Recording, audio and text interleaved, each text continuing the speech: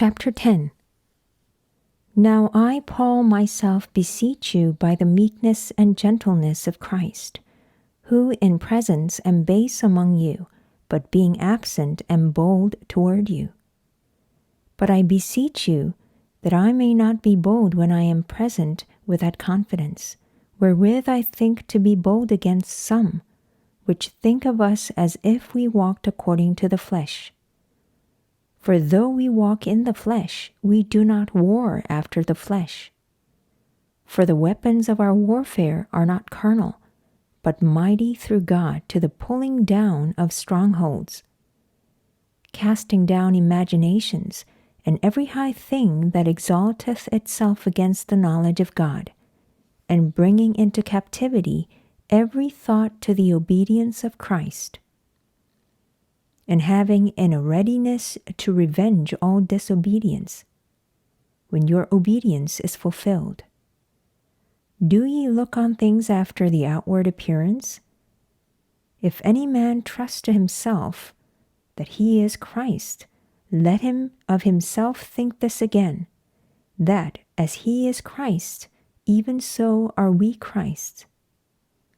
For though I should boast somewhat more of our authority, which the Lord hath given us for edification and not for your destruction, I should not be ashamed, that I may not seem as if I would terrify you by letters.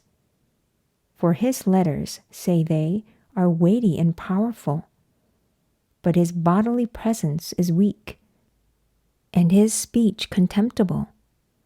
Let such an one think this, that such as we are in word by letters when we are absent, such we will be also in deed when we are present.